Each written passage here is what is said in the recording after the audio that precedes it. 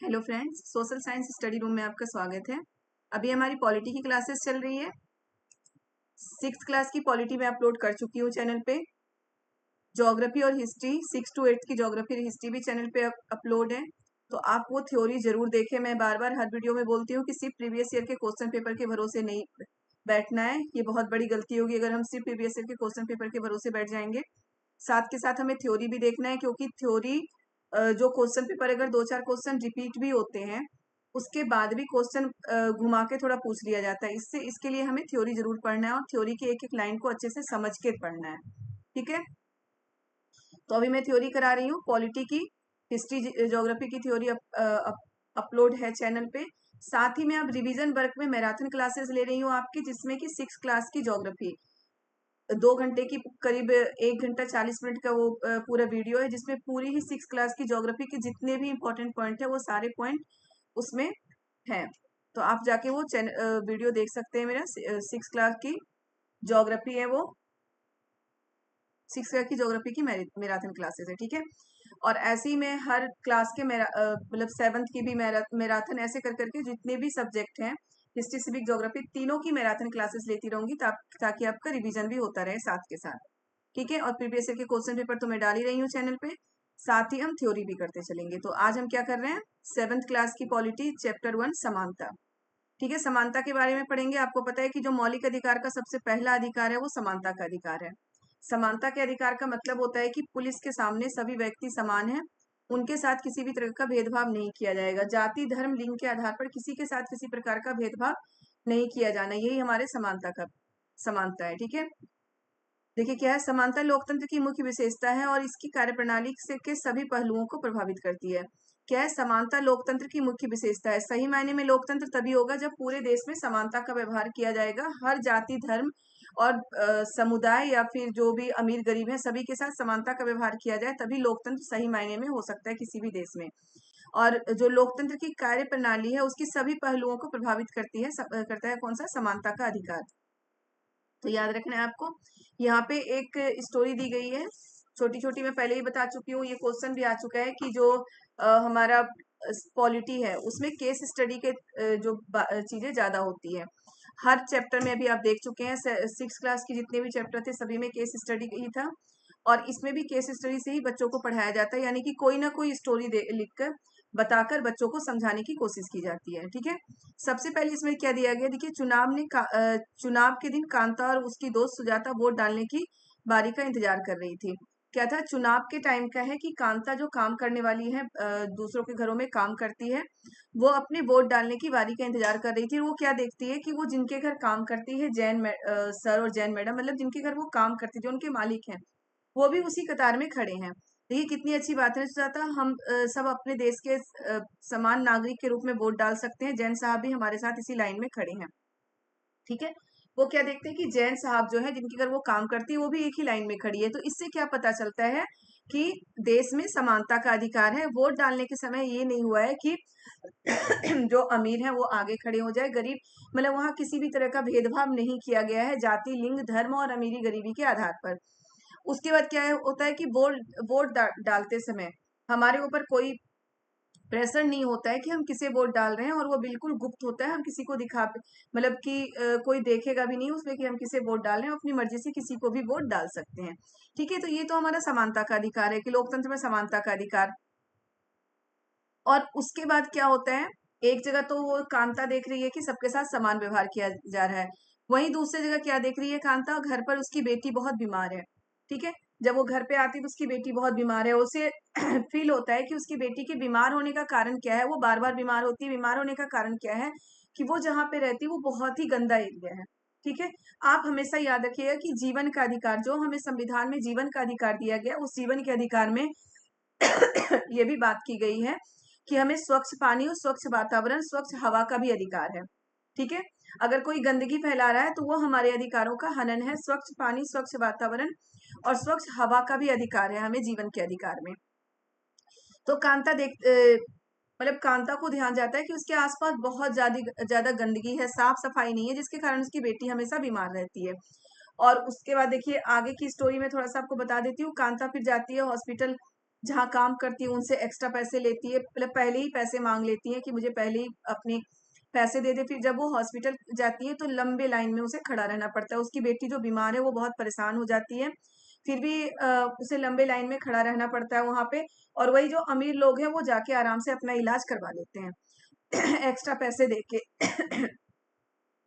तो एक जगह तो कांता को समानता दिख रहा है, वहीं दूसरी जगह कांता को क्या दिख रहा है, अपने ही देश में लोकतंत्र में ही असमानता भी दिख रहा है कि यहाँ पे असमानता का व्यवहार भी किया गया है। चलिए यहाँ पे देखते हैं पहले हम क्या है, मताधिकार की समानता। मताधिकार में समानता क्या होता है कि जब हम वोट डालने जाते हैं वहां किसी भी जाति धर्म लिंग के आधार पर कोई भेदभाव नहीं किया जाता, सभी को वोट डालने का अधिकार है।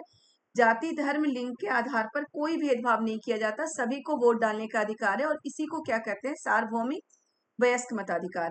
ठीक है, इसी को हम क्या बोलते हैं, सार्वभौमिक वयस्क मताधिकार की जो भी वयस्क हो गया। सार्वभौमिक का मतलब होता है सभी को, वयस्क का मतलब होता है मेच्योर। ठीक है, तो जो भी मेच्योर हो चुका है, वयस्क हो गया है, यानी कि जो 18 साल या 18 साल से ज्यादा उम्र के जो भी स्त्री पुरुष किसी भी जाति धर्म लिंग के हो वो वोट डाल सकते हैं, चाहे वो अमीर हो गरीब हो कुछ भी हो, सभी को वोट डालने का अधिकार है। इसी को कहते हैं सार्वभौमिक वयस्क मताधिकार। बहुत अच्छे से याद रखिएगा, हो सकता है आ जाए कि सार्वभौमिक वयस्क मताधिकार के पॉइंट्स क्या है क्या नहीं है, उसमें ये भी आ सकता है कि स्त्रियों को वोट डालने का अधिकार नहीं है, पुरुषों को है। तो ऐसा कुछ नहीं है। सार्वभौमिक वयस्क मताधिकार में आपको हमेशा याद रखना है कि सार्वभौमिक वयस्क मताधिकार का मतलब ही होता है कि सभी मेच्योर सभी वयस्क लोगों को वोट डालने का अधिकार है। और वयस्क या मेच्योर कितने साल के बाद माना जाता है, 18 या 18 साल से ज्यादा उम्र के व्यक्ति को वयस्क माना जाता है। देखिए, भारत जैसे एक लोकतांत्रिक देश में सब वयस्कों को मत देने का अधिकार है, चाहे उनका धर्म कोई भी हो, शिक्षा का स्तर या जाति कुछ भी हो, वो गरीब हो या अमीर हो। शिक्षा का स्तर कुछ भी हो, कोई अनपढ़ भी हो, लेकिन अपना अच्छा तो सोच सकता है। तो इसीलिए क्या होता है कि भले ही अनपढ़ हो पढ़े लिखे ना हो, अमीर हो गरीब हो, सभी व्यक्ति अपना अच्छा बुरा सोच सकता है और ये अनुभव कर सकता है कि कौन सा व्यक्ति उसके लिए अच्छा काम करेगा। इसलिए वोट डालने का अधिकार सभी को है, क्योंकि वोट हम उसी को देते हैं ना जो हमारे लिए अच्छा काम करेगा, जो हमें लगता है कि हमारे लिए सत्ता में जाके वो हमारे सपोर्ट में काम करेगा। ठीक है, सार्वभौमिक वयस्क मताधिकार का विचार समानता के विचार पर आधारित है, क्योंकि ये घोषित करता है कि देश का हर वयस्क स्त्री पुरुष, चाहे उसका आर्थिक स्तर या जाति कुछ भी हो क्यों ना हो, वोट का हकदार है। ठीक है, सार्वभौमिक वयस्क मताधिकार का विचार किस पे आधारित है, समानता के विचार पर आधारित है। बिल्कुल याद रखिएगा, समानता के विचार पर आधारित है, क्योंकि सार्वभौमिक वयस्क मताधिकार में समानता बिल्कुल दिखाई देता है कि उसमें हर व्यक्ति, हर सभी मेच्योर जो वयस्क है वो वोट डाल सकते हैं। ओके, अब आगे देखिए है, परंतु जैसे जैसे दिन बीतता गया कांता के मन में समानता के वास्तविक अर्थ के बारे में शंका होने लगी। ये क्वेश्चन आ सकता है कि कांता के मन में क्यों शंका हो रही थी कि समानता का वास्तविक अर्थ क्या है, क्यों शंका हो रही थी। मैं अभी स्टोरी पहले ही आपको बता चुकी हूँ कि जब वो हॉस्पिटल में लंबे लाइन में खड़ी होती है और जो पैसे वाले हैं वो जाके अपना इलाज आराम से करवा लेते हैं, इमरजेंसी में एक्स्ट्रा पैसे देके वो अपना इलाज पहले करवा लेते हैं, तब कांता को लगता है कि क्या सही में समानता का अर्थ यही है कि जो पैसे वाले हैं वो अपना काम जल्दी करा लें और जो गरीब हैं उन्हें लंबे लाइन में खड़ा रहना पड़ेगा। तो वही है कि समानता के लिए भले ही हमारे देश में कानून बन गया है, सब कुछ हो गया, फिर भी जब तक हम एक दूसरे को समान नहीं समझेंगे, समानता समानता का अधिकार बिल्कुल लागू होना संभव नहीं है देश में। ठीक है, अब देखिए ये तो दिख गया आपको कि कहाँ पे किस तरह की असमानताएं होती हैं और किस तरह हमारे देश में समानता का अधिकार क्या है, सार्वभौमिक वयस्क मताधिकार क्या है। अब है अन्य प्रकार की असमानताएं, बहुत सारी तरह की असमानताएं होती है। अभी जो ऊपर हम देख चुके हैं, अमीरी और गरीबी के आधार पर असमानता ये था। निर्धन होने के अतिरिक्त भारत में लोगों को अन्य अनेक कारणों से भी असमानता का सामना करना पड़ता है। निर्धन यानी कि अमीरी और गरीबी के कारण असमानता का सामना करना पड़ता है, ये तो सभी को पता है, अभी मैं ऊपर बता चुकी हूँ। भारत में सामान्यतः प्रचलित असमानताओं में से एक है जातिगत असमानता। जातिगत असमानता भारत में बहुत ज्यादा प्रचलित है। जातिगत असमानता यानी कि जाति के अंदर ही भेदभाव होता है, कुछ को दलित माना गया है, कुछ ऊंची जाति के, कुछ नीची जाति के हैं, उनके साथ भेदभाव होता है, ये है जातिगत असमानता। पहला अमीरी गरीबी, दूसरा जातिगत असमानता। यहाँ पे भी स्टोरी दी गई है जो मैं आगे आपको थोड़ा सा बताऊंगी। दलित देखिए, दलित में पहले भी आपको हिस्ट्री में भी बता चुकी हूँ। दलित एक ऐसा शब्द है जो नीचली कही जाने वाली जाति के लोग स्वयं को संबोधित करने के लिए प्रयोग करते हैं। दलित का अर्थ होता है कुचला हुआ या टूटा हुआ। ठीक है, दलित का अर्थ क्या होता है, कुचला हुआ या टूटा हुआ। दलित क्या है, जो नीची कही जाने वाली जाति होती है, वो अपने लिए अपने संबोधन के लिए वो मतलब स्वयं को संबोधित करते हैं दलित शब्द से। क्लियर है, तो जातिगत असमानता यही है कि जाति के अंदर जो ऊंच नीच का भेदभाव है उसे हम जातिगत असमानता कहते हैं। यहाँ पे स्टोरी दी गई है ओम प्रकाश वाल्मीकि की। सबसे पहले तो हमें ये याद रखना है कि ओम प्रकाश वाल्मीकि एक प्रसिद्ध लेखक थे और जो जूठन आत्मकथा है किसकी है, ओम प्रकाश वाल्मीकि की आत्मकथा है, उन्होंने लिखा था आत्मकथा जूठन। ठीक है, क्लियर है। जूठन आत्मकथा किसकी है, ओम प्रकाश वाल्मीकि की है। ओम प्रकाश वाल्मीकि एक दलित परिवार के थे, मतलब मान सकते हैं जातिगत असमानता को बहुत बड़े तरीके से झेला था उन्होंने। जब वो छोटे थे स्कूल जाते थे, स्कूल में क्या होता था, उन्हें दूसरों से दूर बिठाया जाता था। सभी बच्चों के साथ वो नहीं बैठ सकते थे, सभी बच्चे और के साथ नहीं बैठ सकते थे, उन्हें जमीन पे बिठाया जाता था। साथ ही क्या है, अपने बैठने की जगह तक आते आते चटाई छोटी पड़ जाती थी, यानी कि उनके बैठने की जगह तक आते आते चटाई छोटी पड़ जाती थी और उन्हें जमीन पर बैठना पड़ता था। सभी बच्चों से दूर बिठाया जाता था। उसके साथ ही वहां से क्या होता था, उन्हें ब्लैक बोर्ड क्लियर नहीं दिखता था। और साथ में क्या हुआ था कि उन्हें बिना कारण भी कभी कभी बहुत पीटते थे टीचर। और फिर पूरे ग्राउंड की सफाई करने के लिए उन्हें बोला गया था कि वो पूरे ग्राउंड की सफाई करेंगे। बहुत ही लंबा चौड़ा मैदान था और ओम प्रकाश वाल्मीकि उसमें बहुत छोटे थे, उन्हें वो बहुत ज्यादा लगता था। वो पूरे ग्राउंड की सफाई कर रहे थे और जो प्रिंसिपल है वो देखते थे, टीचर देखते थे, लेकिन कोई कुछ नहीं कह रहा था। और ये डेली हो रहा था, उन्हें पूरे ग्राउंड की सफाई करनी पड़ती थी, बस इसलिए क्योंकि वो दलित थे। ठीक है।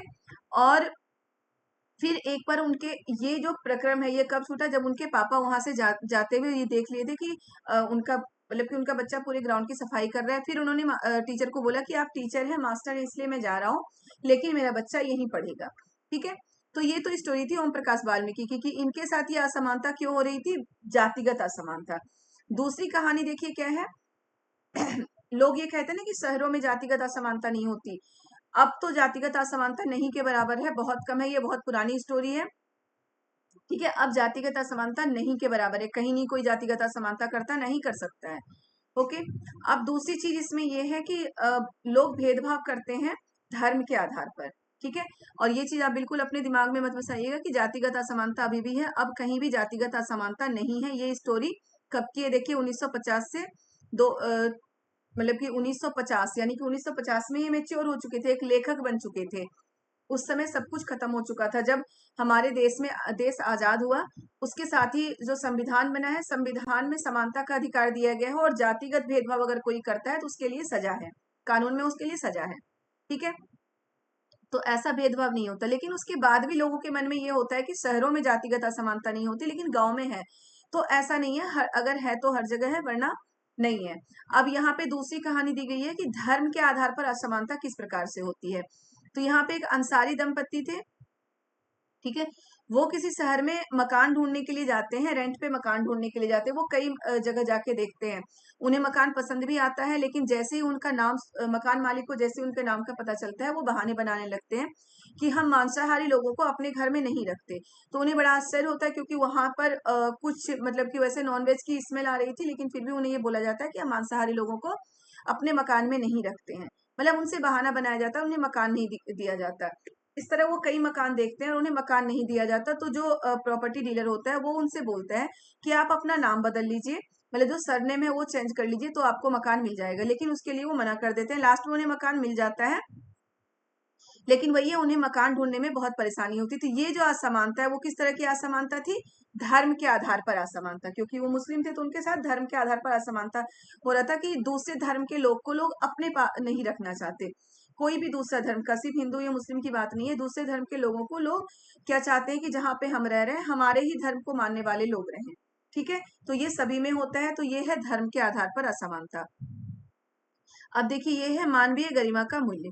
ये तो आप देख चुके हैं, जातिगत असमानता, जो छुआछूत हम कह सकते हैं। धर्म के नाम पे असमानता भी होती है।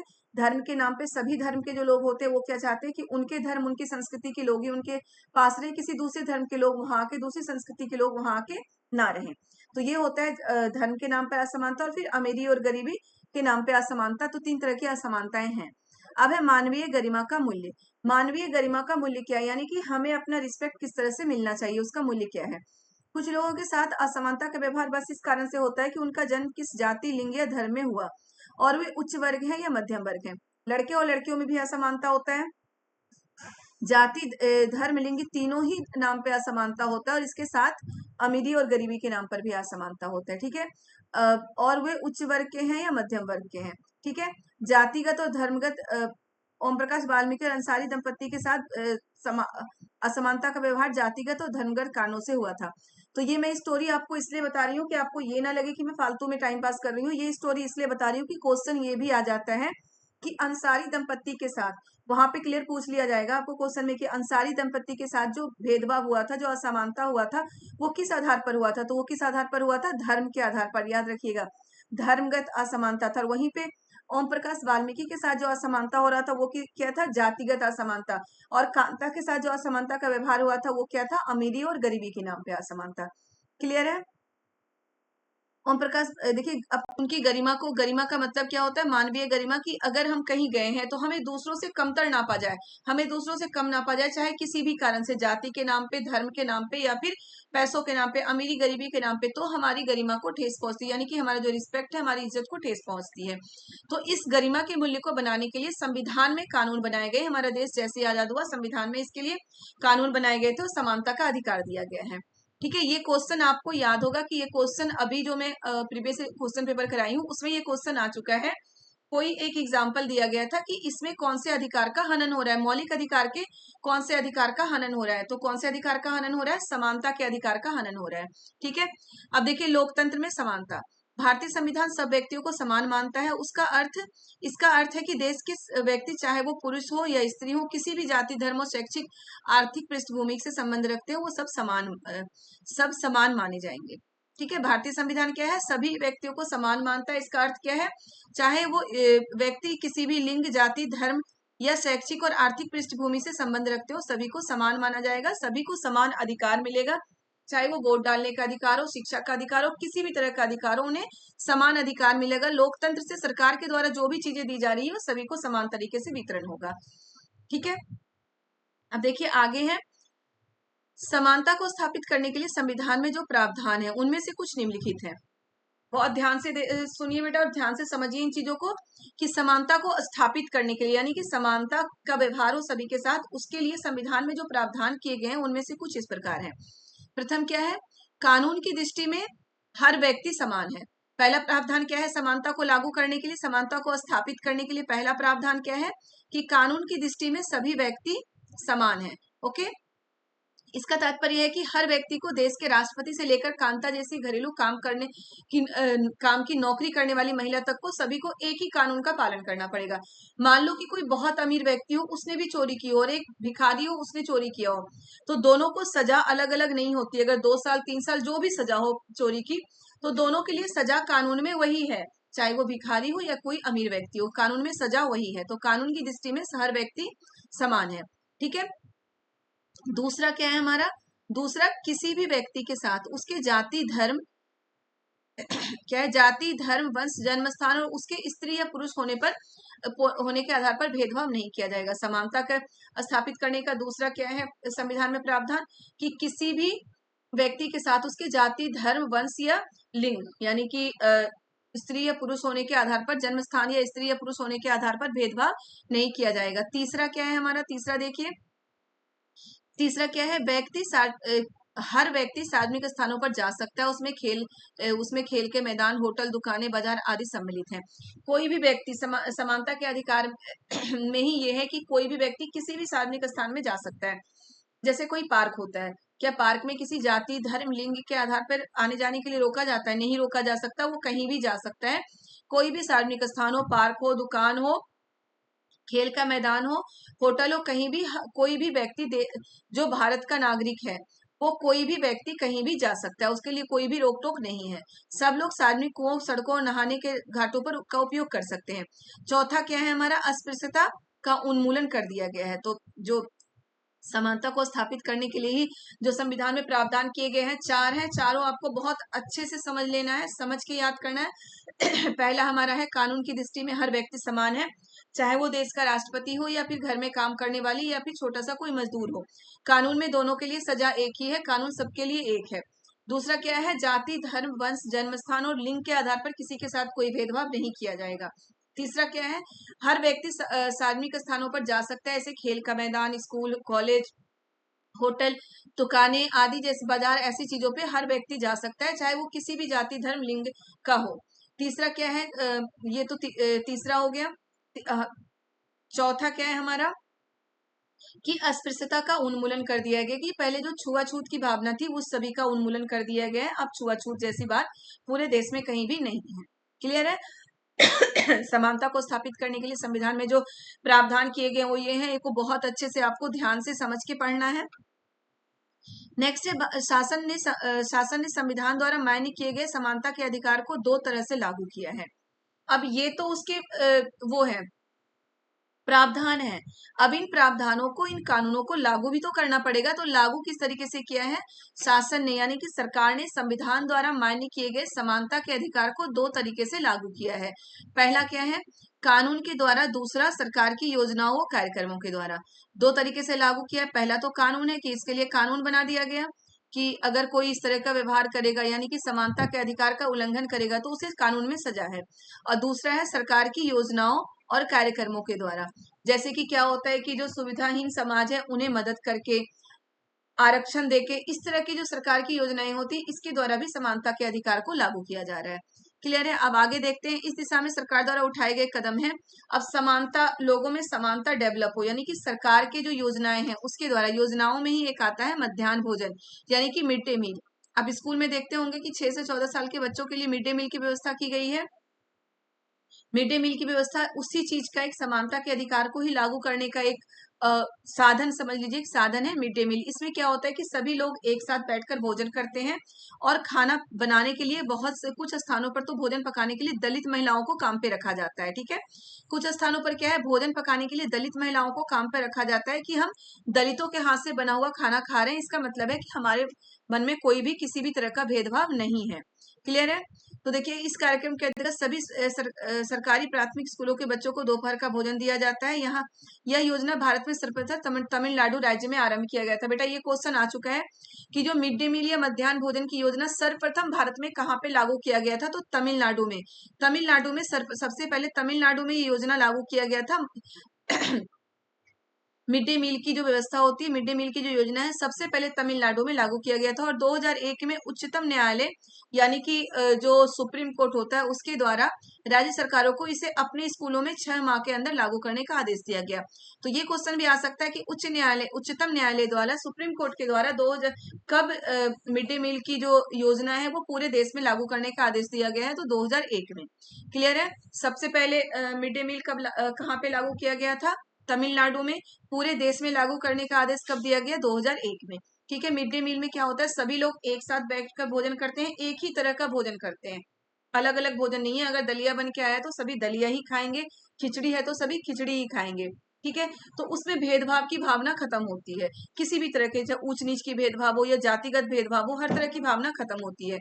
दूसरा इसमें क्या है कि इसमें दलित महिलाओं को काम पर रखा जाता है कि दलित महिलाएं भोजन बनाती है और वो लोगों को, बच्चों को भोजन देती है निकाल के।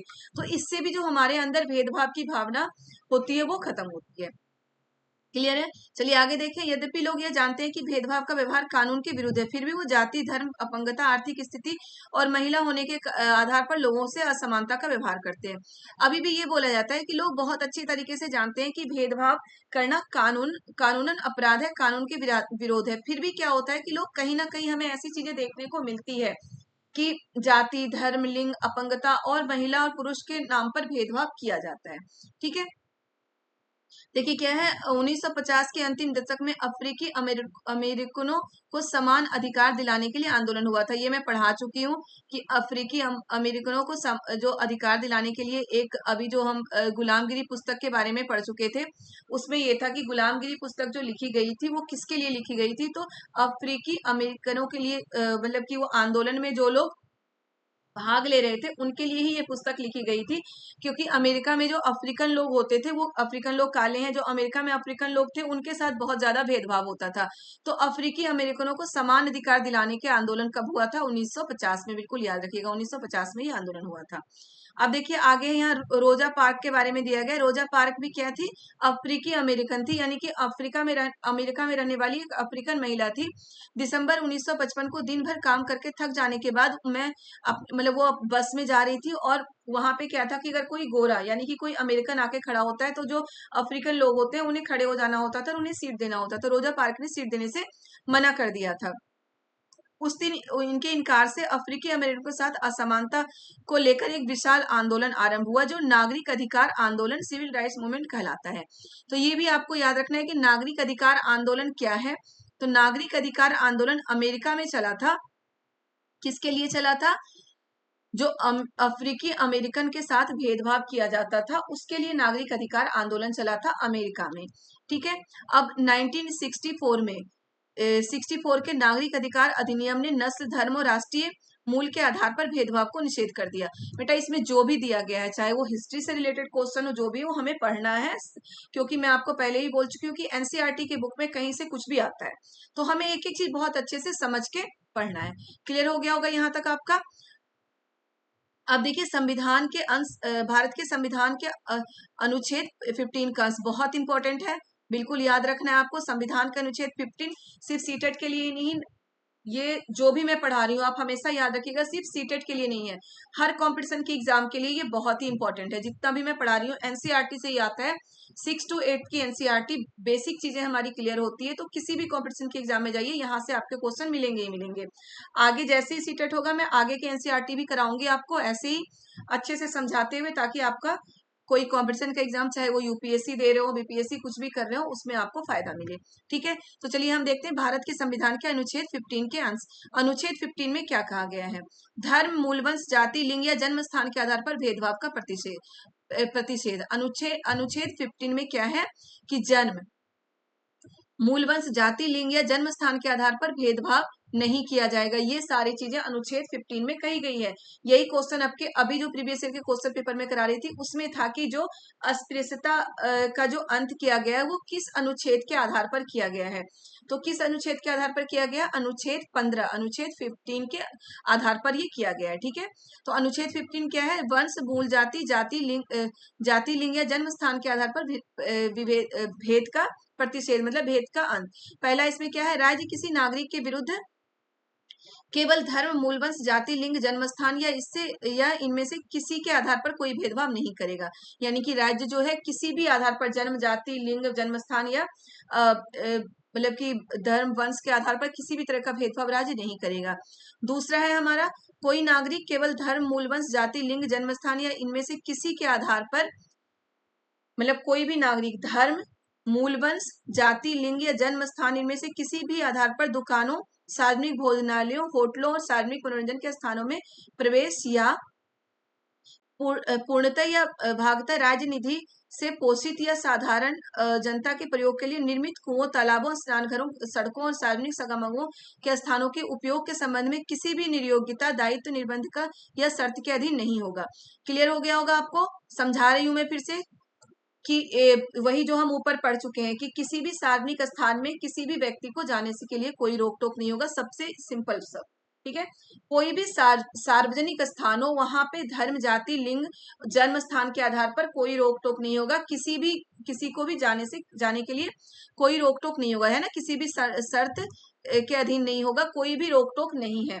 ऐसा नहीं कि मान लो कि कोई औरत है तो उसे कहीं किसी मॉल में जाने के लिए पैसे पे करने हो, या फिर कहीं एक्स्ट्रा पैसे पे करने हो, पुरुष को कम, स्त्रियों को ऐसा, या जाति के नाम पे जो दलित जिसे माना जाता है दलितों को ज्यादा और जो ऊंचे जाति के होते हैं उन्हें कम, ऐसा कहीं नहीं है। तो यही है हमारे अनुच्छेद 15 का कि धर्म, जाति, मूल, वंश, जन्म स्थान के आधार पर किसी के साथ कोई भेदभाव नहीं किया जाएगा। दूसरा यही है कि किसी भी सार्वजनिक स्थान में जाने के लिए धर्म, जाति, मूल, वंश और जन्म स्थान के आधार पर कोई भेदभाव नहीं किया जाएगा। ऐसे स्थान पर हर कोई जा सकता है। बहुत अच्छे से आपको याद रखना है, क्योंकि इसमें से जो क्वेश्चन आया है, आप प्रीवियस ईयर के क्वेश्चन पेपर मेरा देख लें, अभी 16 में था या 18 में, जो भी प्रीवियस ईयर के क्वेश्चन पेपर अभी अभी मैं कराई हूँ उसमें था। तो इसलिए मैं साथ के साथ प्रीवियस ईयर के क्वेश्चन पेपर भी करा रही हूँ कि क्वेश्चन किस तरीके से आता है वो मैं थ्योरी कराते हुए आपको समझा पाऊं। और थ्योरी जरूर पढ़ना है कि मान लीजिए उसमें ये आ गया है, अब जो आए अनुच्छेद 15 के अंश में भी कुछ और आ सकता है, थोड़ा सा घुमा के आ सकता है। तो आपको ये 2 पॉइंट है, 2 पॉइंट बहुत अच्छे से समझ लेना है। ये चैप्टर हो गया बेटा। चैप्टर में देखिए हमने क्या क्या किया, एक बार फिर से हम देख लेते हैं बस। कि सबसे पहले समानता के बारे में हमने देखा था ना कि समानता क्या होता है। समानता का अधिकार सरकार के द्वारा दिया गया। यहाँ पे क्या है कि कांता के बारे में दी गई है 2 स्टोरी, एक जगह तो उसके साथ समानता का व्यवहार हुआ है, दूसरी जगह उसके साथ समानता का व्यवहार नहीं हुआ है। ठीक है, वोट डालने के समय उसके साथ समानता का व्यवहार हुआ है, जिसे कहते हैं सार्वभौमिक वयस्क मताधिकार। बिल्कुल याद रखना है सार्वभौमिक वयस्क मताधिकार क्या है। आगे हमने पढ़ा था किस किस तरीके से असमानताएं होती हैं, तो धर्म के आधार पर, जाति के आधार पर और अमीरी गरीबों और स्त्री और पुरुष के आधार पर असमानताएं होती हैं। यहाँ पर भी 2 स्टोरी दी गई है, स्टोरी भी आपको ध्यान रखना है, मैं बता चुकी हूँ आपको स्टोरी भी आपको ध्यान रखना है किसके साथ किस तरह की असमानता की गई थी। ये भी क्वेश्चन आ सकता है, जैसे कि ओम प्रकाश वाल्मीकि के साथ किस तरह की असमानता की गई थी, तो जातिगत असमानता। क्लियर है। मानवीय गरिमा, यही चीज इसमें दिया गया था, किस तरह की असमानता की गई थी। भारतीय लोकतंत्र में समानता, यानी कि भारतीय लोकतंत्र में समानता क्या है कि किसी भी स्त्री पुरुष जाति धर्म शैक्षिक आर्थिक पृष्ठभूमि के आधार पर किसी के साथ कोई भेदभाव नहीं होगा। यहाँ हमारे समानता को स्थापित करने के लिए संविधान में प्रावधान, 4 प्रावधान है, चारों बहुत अच्छे से समझ के जाना है, आपको समझ लेना है। 2 बार देखिए वीडियो, 3 बार देखिए, लेकिन चारों में समझा चुकी हूँ, बहुत अच्छे से आपको समझ लेना है। ठीक है, अब है कि सरकार संविधान के द्वारा किए गए समानता के अधिकार को किस तरह से लागू करती है। एक तो कानून के द्वारा, दूसरी सरकारी योजनाओं के द्वारा। उन्हीं सरकारी योजनाओं में एक योजना है मध्याह्न भोजन, ठीक है, यानी कि mid day meal. Mid day meal कहाँ पे सबसे पहले लागू हुआ था, कहाँ पे ये योजना आरंभ हुई थी, तो तमिलनाडु में, और पूरे देश में लागू करने के लिए ऑर्डर कब आया था, 2001 में। ठीक है, 6 महीने के अंदर 2001 में ये ऑर्डर आया था सुप्रीम कोर्ट का कि 6 महीने के अंदर पूरे देश में ये चीज लागू हो जानी चाहिए। क्लियर है, ये क्वेश्चन भी आ चुका है। मिड डे मील में दलित महिलाओं को भोजन पकाने के लिए रखा जाता है और भोजन बांटने के लिए, ताकि लोगों में भेदभाव की भावना का अंत हो। ठीक है, देखिए ये सारी चीजें हैं कि अफ्रीकी अमेरिकन के साथ जो भेदभाव होता है वो किस तरह का भेदभाव था, नागरिक अधिकार आंदोलन क्या है, कहाँ पे किया गया था, अनुच्छेद 15 का अंश, यही सारी चीजें इसमें हैं। तो बहुत अच्छे से समझा चुकी हूँ मैं आपको। अगर अभी भी समझ में ना आया हो तो आप कमेंट में मुझसे जरूर पूछ लें कि क्या समझ में नहीं आया। और बार बार मैं बोलती हूँ बेटा कि आप सिर्फ प्रीवियस ईयर के क्वेश्चन पेपर के भरोसे नहीं बैठना है, आपको थ्योरी भी पढ़ना है, क्वेश्चन, और फिर हमें प्रीवियस ईयर के क्वेश्चन पेपर भी सॉल्व करते हुए चलना है। साथ ही साथ जो रिवीजन वर्क है उसमें मैं मैराथन क्लासेस की वीडियो डाल रही हूँ कि मैराथन क्लासेस 6 की पूरी ज्योग्राफी मैंने एक ही क्लास में कवर कर लिया है, तो वो चीजें आप जरूर देखते चलें। पहले तो आप सारे डिटेल में पढ़ें, फिर वो चीजें भी आप देखते चलें। बहुत हेल्पफुल है वीडियो आपके लिए, तो चीजों को जरूर देखें। और जिन्होंने अभी तक चैनल को सब्सक्राइब नहीं किया वो प्लीज चैनल को सब्सक्राइब कर दें, वीडियो को लाइक करें, कमेंट करें और ज्यादा से ज्यादा शेयर करें। कि बच्चों बाय बाय।